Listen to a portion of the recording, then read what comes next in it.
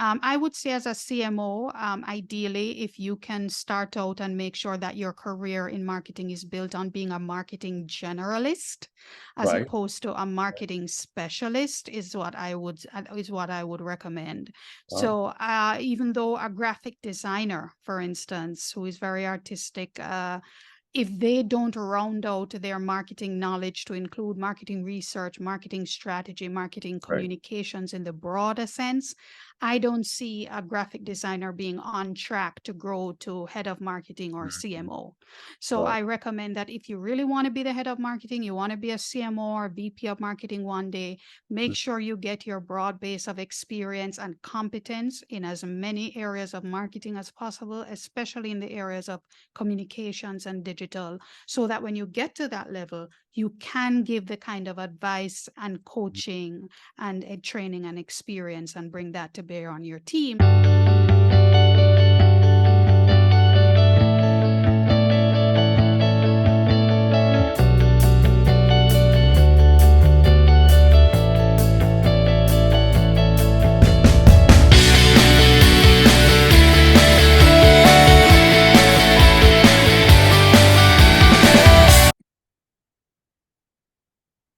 So welcome to the Meaningful Jobs podcast season 2. I'm your host Adrian, and today we're extremely honored to welcome Kerry-Ann, who is the CMO of JMMB Group Jamaica. How are you, Kerry-Ann?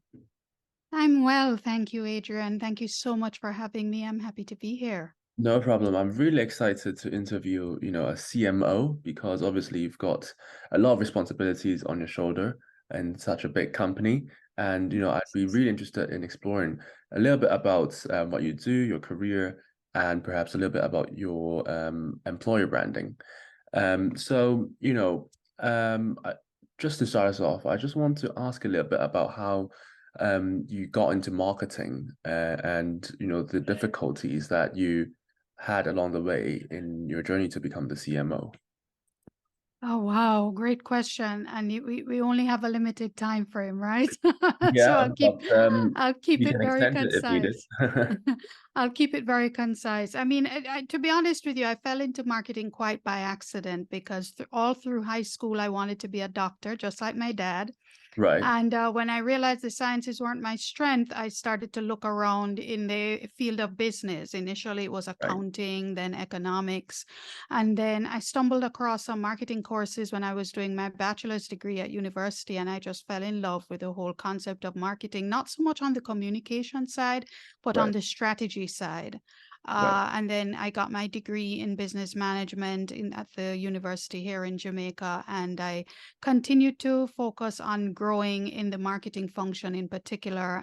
If after a couple of years working, Mhm. I went to the United States and did my MBA in Right, marketing at the Robert H. Smith School of Business at the University of Maryland, College Park. That was a 2 year right, full-time program.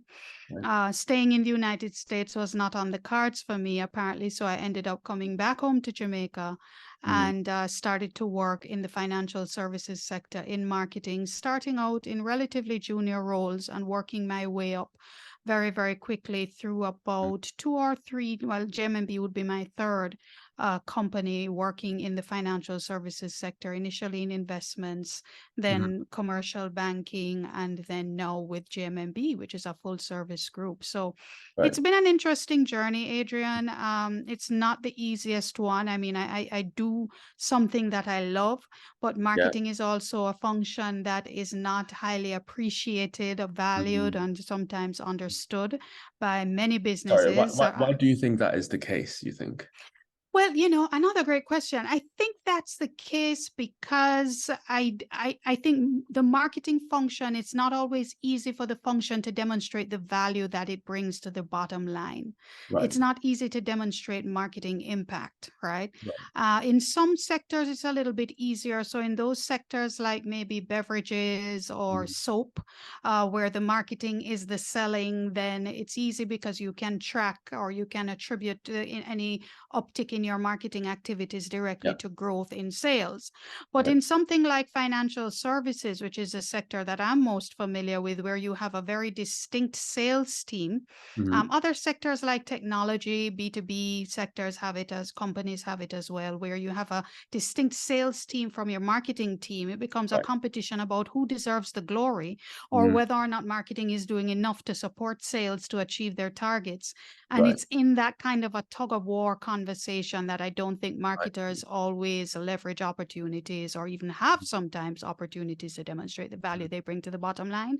So it's pretty much seen like the arts and crafts department, Right. where we Right. do the ads, plan the parties, and Mhm. it's not always easy.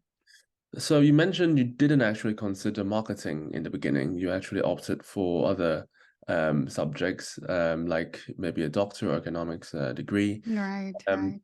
at what point did you think, right, let's give marketing a go? So the point was when I started to do marketing courses as part of my business management degree, and when I saw what marketing was as far as a social science, in the Hmm. sense that it's about looking at human behavior, recognizing that you wanted a particular outcome, or you wanted human beings to behave in a particular way to achieve the outcome you want to achieve. And Right. I just found the whole thing fascinating. So it's the Right. strategic side of marketing that really drew me in, less so the communication side. Right. So, in your current role as a CMO, obviously you've got a lot of responsibilities. I can imagine your day being packed. Can you tell us a little bit about what's your day-to-day responsibilities and, what kind of tasks that you're involved in mainly? Well, first of all, I have an amazing team and couldn't do what I do without them. Mhm. And what I would say is, well, first of all, I see my role as a CMO as an enabler and the remover of Right. roadblocks, right? So the majority of my day, most days, in any leadership role I've been in, is really about how do I empower my team to do what they need to do and to be the best they can be. So whatever roadblocks, whatever support they need for me to advance conversations, if they need to escalate, if they need guidance, if they need training, coaching, that's my job as a team leader. Mhm. But generally, as the CMO, my focus is far more strategic Mhm. than it is execution, Right. if that makes sense. So I will have like marketing officers and marketing managers who manage campaigns and activities Mhm. in an execution sense, whereas mine is far more strategic, working more Right. closely with the business to make sure that what we do is in line with the business strategy, and that our outcomes are the outcomes that they want to see. So I'm that Right. bridge of the conversation as a division leader there. I guess, the C-suite level is a little bit, not a lot of people can have the honor of being in the C level Yes. in the top company. So it's natural that a lot of people would be curious about, what C-suite people do. Um, can you tell us a little bit, because you told me that you're more, in a strategic sense, I guess Hmm. that's what most like C-suite people are, they have less execution related tasks, but more on the strategic side. In terms of, reporting to the board, like how does that work? Is it something that you have to deal with on a day-to-day basis? Wow, great question. There, as you say it, not very many people, the majority of people don't get into a C-suite role. And I always tell people it's not the easiest place to be. Mm, There's a saying in Jamaica, I don't know if it is Jamaican, but there's a saying that we have here that says the higher that a monkey climbs in the tree, the right. more his butt is exposed, right? Wow. So That's it's a the great same thing. saying. That's a It's great a saying. it's the same thing in a corporate world where you look at the C-suiters and you're like, oh, wow, it must be so glamorous. You're in the Yeah. C-suite. You're probably pulling down a nice paycheck. Mm, You're shaking hands and taking pictures. But it really is a very challenging place to be, because a lot of it is about people and relationships and mm, managing those relationships, managing down, obviously, to your team, but mm, managing across laterally and managing up. And every company is different. I mean, in my organization, in as much as I'm the CMO, my role is a little bit unique. I don't report to the board, right. nor do I report to the group CEO or any of the subsidiary CEOs in the group. Okay. I actually report to the group head of HR, which is the Right. chief people officer, right? So Wow. I'm a Okay. marketer That's who interesting. reports into HR. Right. That's a whole other episode. But the point the Well, looks point like we is, need to do another episode then. yeah, marketer reporting to HR, can we break out the scotch? But at the end of the day, what I've recognized is that in as much as I report to HR, I am helping to drive revenue, supporting the business in terms of the CEOs, the group, and across all the subsidiaries. Right. So I need to actively find a way to partner with them and make sure that I'm in their corner too. And they certainly perceive me as being in their corner, in as Hmm. much as there's not a direct or dotted line relationship. So Right. it really is, it's quite a challenge sometimes. It's not for it's not a role for everyone. Right. But Right. it really is largely about being a strategic thinker, but knowing how to leverage relationships and keeping those relationships strong so that the perception that you are delivering on your mandate is always present and front of mind. Well, I see. I totally didn't expect that the CMO has to report, to human resources. Have you, It's chatted unique. around with your, fellow C-suiters, at other companies, whether the CMO reports to the HR department as well, or is it just your company? As far as I'm sure there are other companies around the world. I mean, I've been to conferences, like I went to a conference in the United States and I saw a small commercial bank. They didn't have a CMO. Their most Right. senior marketing role was the assistant vice president of marketing, and he Right. reported to the vice president of HR. So, but they didn't have a marketing CMO role, as it were. But locally across Jamaica, what I've seen certainly in the financial services sector and even a few other sectors as well, the CMO or certainly the head of marketing tends to report to the CEO or Mm. head of the business, That's what I was expecting, not actually. HR, right? So Right. Right. my case is really unique. I don't believe I'm at liberty to share the why. I mean, it's something I knew when I was being interviewed for the role. Right. So Right. I came into it being the reality of the situation. So I embraced it for what it was. Mm. My head of HR was actually the very first head of marketing of JMMB when it was founded 30 years ago. So Right. she's very au fait with the brand and the values and the mission, the vision, and what it represents. Right. So I appreciate that. But as I said before, it's really that makes it a more delicate dance to make sure that I maintain that very strong connection with the CEO and the suite Mm. of CEOs across the group to make sure that that marketing connection to the business is strong in as much as I don't report to them in any way. I think I detect that, relationships are one of the most important, if not the most important, Yes. aspect, to become a successful C-suiter. Would you say that relationships are the most important thing, or are there anything else that's equally important, in your role? Well, you know what? So I would say, first of all, relationships are the most important, but I say that cautiously because at the end of the day, your technical competence still has to be Yeah, strong. We don't want to discount that. of But course. what I've also said to folks throughout the course of my career, as I've learned it and I share it with everybody, that sometimes you do very well at a job, you're smart, you're producing, and you Mm-hmm. still passed over for promotional opportunities. Mm-hmm. And I always say to folks that when that happens, maybe what's taking place at the time is that you may have a PR problem or a public Right, relations problem, which right, means that you may be performing well, but the right people in the right places in the company, they don't know you or they don't know the value of what you're bringing to the table.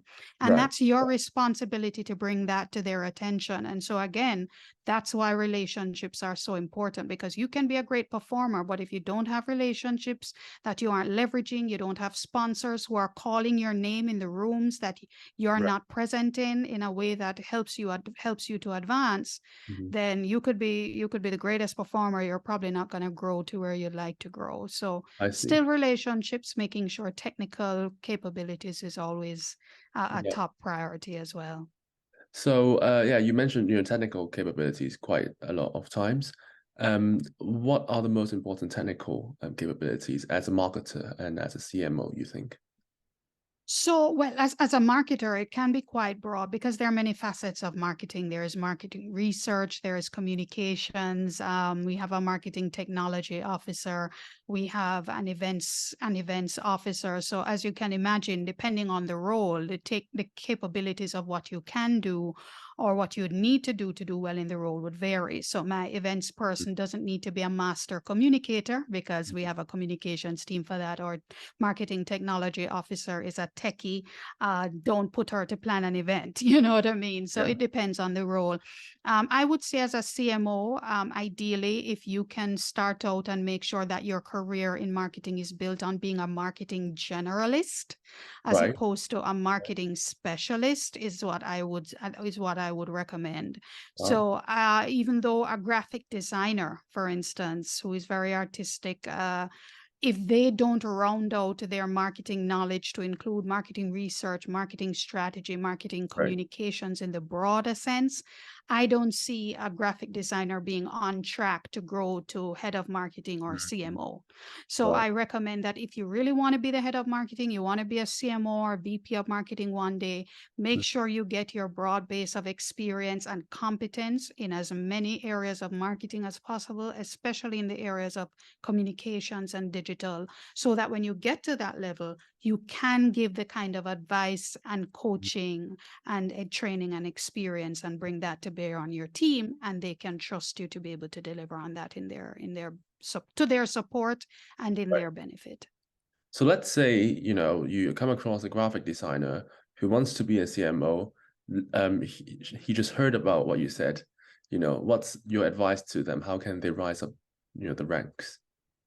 Well, the first thing is make sure that you really do want to become a CMO or a Mhm. head of marketing. That's the first thing. As I would have shared, there are many challenges. It's not the easiest place to be. So, if you are clear that you want to come out of graphic design and move into a place of marketing strategy, ultimately, then you're going to have to now look across. Well, how am I going to build my portfolio of experience and expertise over the next several years to be able to get to that level? So if you need to go and get a tertiary diploma, university diploma or degree, perhaps postgraduate studies and MBA in Yep. marketing is great to consider. There are wonderful certification opportunities online that you can also do in particular areas to really build out your expertise. And if you're in a company, start by volunteering and Right. looking for internship opportunities where you're like, look, I want to jump in on this project.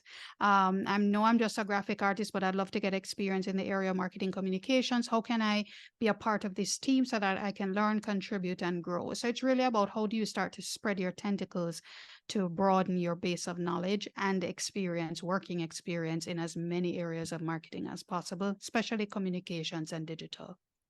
So, looking back at your own career, can you tell us a little bit about what is what are the most important steps you've taken early on in your career to get to where you are? Well, the first important step I would say is that don't be afraid to start off in a more humble position than you would have anticipated. Mhm. And don't be afraid of things like pay cuts, right? Right. To take Right. advantage of opportunities that would position you for the next step. Mm. Throughout the course of my career, there would have been opportunities. I mean, I remember when I got my MBA and I was ready now to get maybe a marketing manager role. My Yeah. first role was two levels down from marketing manager. And admittedly, I was disappointed because I'm like, I have an MBA. I must be able Yeah. but they were like, no, we don't believe you bring enough experience to the table that warrants that. But at the time, in as much as they were bringing me in two levels below, there was nobody else above me, so the sky was the limit for me. So Right. I went in and demonstrated and brought value to the table, Mhm. and making sure to do my own PR. The Mm. CEO had to know what I was doing. The Yeah. CEO had to know the value that I brought to the table, Mm. right? And so, what I found is that in taking advantage of opportunities, even if they weren't ideal, but because you could look down the road and see the trajectory that it was preparing you for, Right. that for me was the biggest learnings that I've taken over the course of my career until here I am now. The story I love to share, Adrian, if I could dig a little deeper, is that when I first graduated from university, my bachelor's degree, my first job was in a call center because I Wow. couldn't get another job. I was in a call center doing customer service on the phone and selling credit cards and working for a money transfer company. The Right. next job I got, I was an intern at an insurance brokerage house. Like, I don't want to go into selling insurance, but it was the only thing I could get. Another opportunity. As I said, I went to investments and banking. Now, you know what JMMB's business is now, Adrian? JMMB is in investments, it's in banking, it's in Wow. money transfer, and it's in insurance brokering. My resume to the T. So when I saw that JMMB position advertised, I knew my resume lined right up. Everything happens for a reason. Jump in, take advantage of the opportunities, and know that one day what is to be yours will be yours. Just make sure you leave a track record of excellence at every step.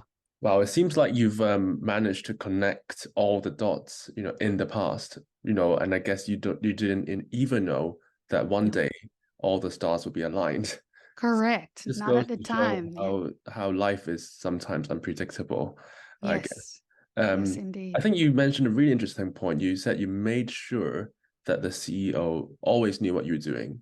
Um, from my experience or people I know, sometimes it's difficult, right, to Yeah. muster up the strength and the courage to talk to somebody so high up.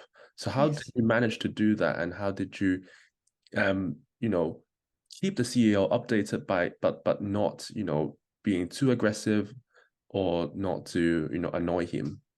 Right. Well, first of all, I want to highlight that everybody's situation is different. So as I would have started out when I finished my MBA and I was put into a role that was more junior than I perhaps would have been qualified for, Mhm. there was nobody else above me. So the sky was the limit and I had easy access to the CEO and Mm. then became the head of marketing and continued along that path, heads of marketing, senior manager, assistant vice president, now Yeah, CMO. But what I found is that not everybody has that easy path of access, right, Adrian? yeah, That's a great yeah, point. And so, what I would say to folks is that look for a sponsor in your organization. We know what mentors are. right, Who sponsors are? Sponsors are people who will help to open doors for you, especially when you're not in the room, right? right, So, what you can do is if you can't get easy access to your CEO, look across your organization and see who are the opinion leaders in your company. An opinion leader can be an executive assistant who has access to a key executive's office, or an opinion leader could be a top performing manager or a top performing sales representative. right. It could be a senior HR person.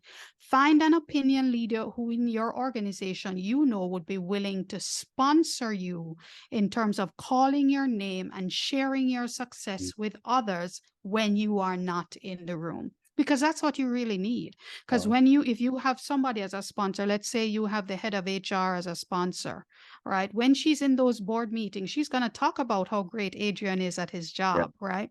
And then they're going to remember Adrian's name, and Adrian's name is going to be the name that's going to come up when the opportunities present themselves.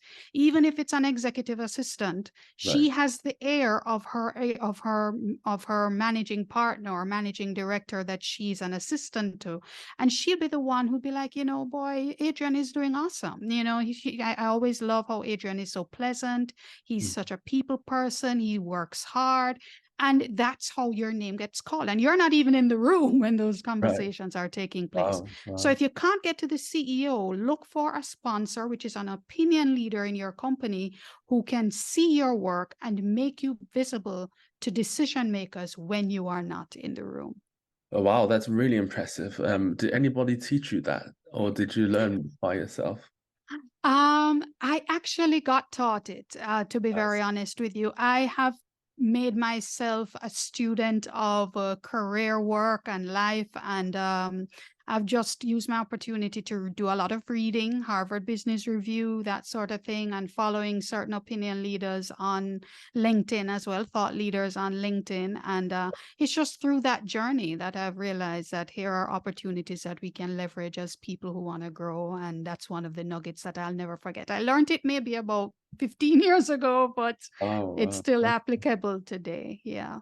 So, in terms of, people who want to get into marketing, um, who do you think are the right people and who do you think are not? And what's, the meaning of being a marketer, you think?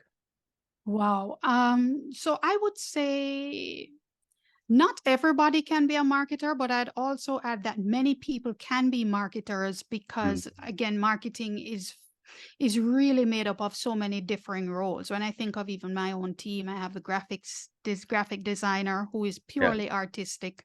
Don't give her anything to write and don't give right, her a party to plan. She loves art. She loves right. working on art. I have my event planner who is passionate about planning events. I have my marketing technology person who is a techie. So I think what you can do is, if you're looking at marketing as a field, look at the different marketing job functions that can exist out there. And Yeah, then from there, you can look at job descriptions. You can Google any sort of job description these days in any company, and you can kind of get a sense of what's required in a right. role like that. And then see if those check the boxes for you. But there's a place in marketing for most people, I'd like to think. Maybe not everybody can be a CMO, but Yeah. I believe if you're passionate about some aspect of marketing, you probably have a skill set or a personality to suit it. Mm. So just shortly, before we, end this interview, I just want to ask about, your meaning of work. How do you find meaning as a marketer? How I find meaning as a marketer is really, I try to tap into that aspect of myself that I'm passionate about that I don't always get to leverage in my traditional marketing role. And for Right. me, it's teaching, right? So I come from a line of teachers, right? From my grandparents, right on down, they were teachers as well. And I have a passion for helping people learn and helping Right. people grow. And yes, I get to do that in my 9 to 5 as a team leader already. And I love doing that. But what I've also done, Adrian, is that I've found that as a marketer of about 20 years experience, there's so much that I can share. I Yeah. launched my own podcast. I'm an Right. independent podcaster. I produce and host my own podcast where I get to speak with people from all over the world, and audiences from all over the world get to Mhm. hear not only from me, but from my guests and the awesome conversations we have. So I get to kind of teach and coach and help people to grow and be better. And that's what helps to add an extra layer of fulfillment on top of my traditional 9 to 5 type corporate job. Wow, I'd be sure to link your podcast into our episode description, so that Thank people you. can also, get to know about your podcast. Thank So, you. just one last question. For those of you who want to go into, financial services or more specific, JMMB group, what kind of people are you looking for? So, JMMB as a financial group, we are unique in the sense that we are founded on the basis of love and Right, care and right. respect. Yes. So our co-founder believed that, you know what, every human being has greatness within them. We're all created equal. And she Yeah. believed in the power of love to unleash that greatness. And it is love that motivates us to serve our clients and to work with each other as team Mm, members every single day. So mm, anyone who believes in that and wants to be a part of a company that has that particular value system and why of why we were founded, then JMMB would be the place for you. Of course, we have many different types of roles, marketing, of course, being one of them. Not everybody needs to be a financial expert to right. work with JMMB, but just someone who is passionate about serving people, Mhm. about being their best selves, and learning and growing. There's a role in so many areas. We have over 1,000 employees across the Caribbean. So Mm. it's really a great place that we've really helped our team members to hone who they are and to grow into the best versions of themselves. So aside from all the support that you give to employees, not least the loving environment, what else do you think is in it, for people to join you? Like, what's the company culture like, and what the support that you'd, give to people who join? Sure. Well, the company culture, that's an easy answer in terms of a value system. So when you talk about a financial institution based on love, Yeah. The company culture is great, a very flat org structure, first name basis, very much a supportive environment. In Right. terms of our benefits, we believe in the whole person. So we have things like subsidized or free childcare, Yeah. physical fitness, a gym, those sorts of things. I mean, great health coverage for you, your Yeah. spouse, and your children, dependents. So we provide a great package that caters to the whole person, not just a Right. paycheck, as it were. And then the one thing I would add on top of that is that we're the type of company that believes that you should be achieving your full potential. So Yeah. things like if you want to have a side hustle or a side business, as Hmm. long as it doesn't impact your 9 to 5, Yeah. we support that as well. So we've had things like employee fairs where our employees can come in and show Right. their wares of the things and the other businesses that they're doing. And it's just Right. amazing that here's a company that empowers its people to be able to Yeah. do that and Yeah. achieve that. Because not every company allows other side hustles, and um, No. I always think that companies that allow this will actually attract more people because there's a bit Yes. more freedom, but at the same time, they get to grow in their current Yes, role as indeed. well. Yes, indeed. So, well, it's been a pleasure talking to you, Kerry-Ann. I wish this interview could be longer, but I guess we'd have to maybe have a follow-up episode in the future. But Sure. thanks again, for coming over, and wish you all the success in your career. Thank you so much, Adrian. It has been a pleasure again speaking with you. And I invite anyone to connect with me on LinkedIn. I talk about stuff like this in my content and my posting there all the time. And of course, my podcast is the Yeah. Internal Marketing Podcast. Anywhere podcasts are found, I'll be happy to connect with your wonderful audience. So remember to, for those of you who are listening, remember to like, subscribe to Me Your Jobs podcast, and to check out Kerry-Ann's podcast and LinkedIn profile. Just feel free to connect with her, and hope to see you in the next episode.